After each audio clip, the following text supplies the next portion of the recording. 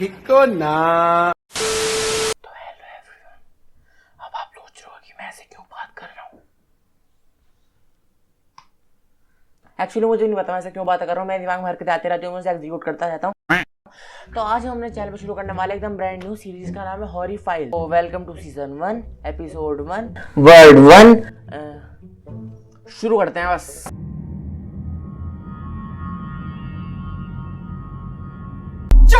सबसे काफी समय पहले की बात है, एक देश था टूनिसिया, उसमें एक फैमिली रहा करती थी। अब सोचो कि ओ भाई इसमें क्या बड़ी बात है, हम भी दिन में 10 फैमिली बना सकते हैं। लेकिन ऐसा नहीं होता ना भाई साहब। पर बात ये नहीं है, अब ये परिवार काफी खुश था। अब खुश का मतलब ये नहीं कि लाना रोड्स के प्रवचन सुनने को मिलते थे। खुश था मतलब ऐसे ही खुश था, एक हंसता खेलता परिवार था।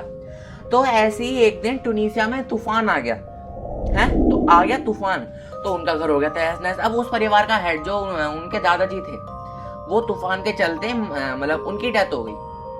अब घर में बहुत ज्यादा नेगेटिविटी आने लग गई, लोग मतलब बहुत ज्यादा उदास रहने लग गए। उनमें से जो घर में सबसे छोटी लड़की थी, उसका नाम था मेलिसा।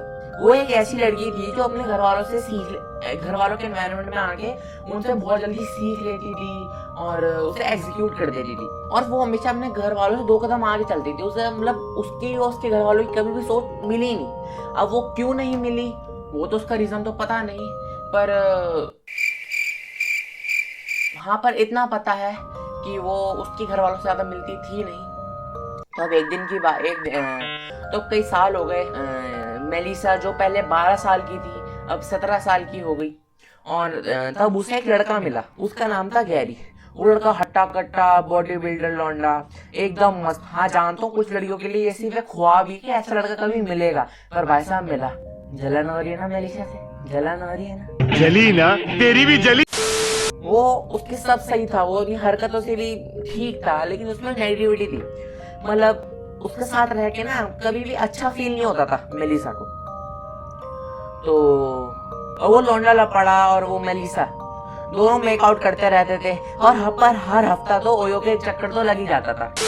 खैर अब 3 साल बाद सारे किस्से शुरू होते हैं आज। नहीं, ब्रेकअप नहीं हुआ, अब मेलिसा का आया जन्मदिन। अब जन्मदिन जो आया उसमें तोहफे तो मिलेंगे ही ना।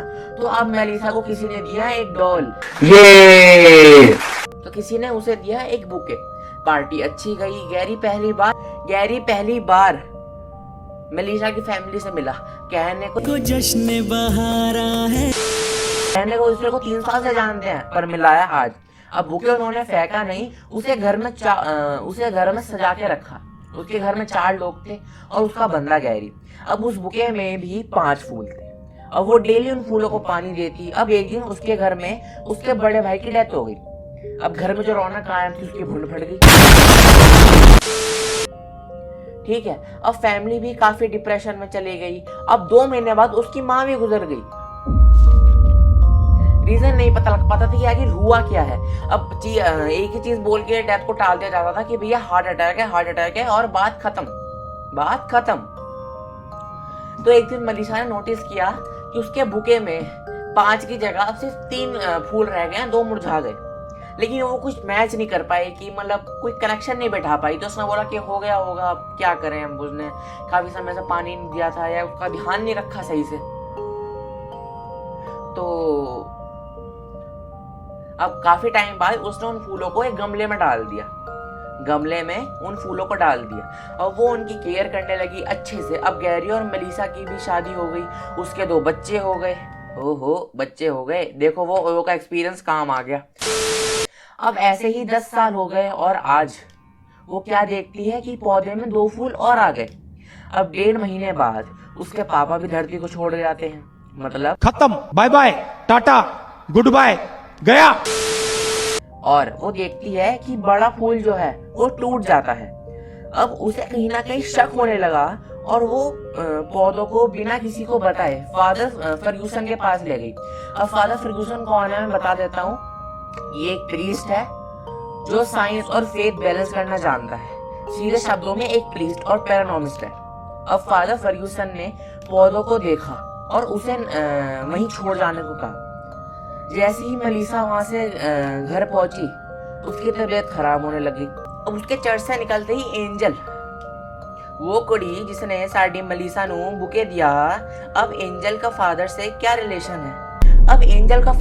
रिलेशन है? फादर ने बिना बात करे उसे चर्च में पौधे छोड़ने के लिए क्यों कहा? सानू कुछ भी नहीं पता।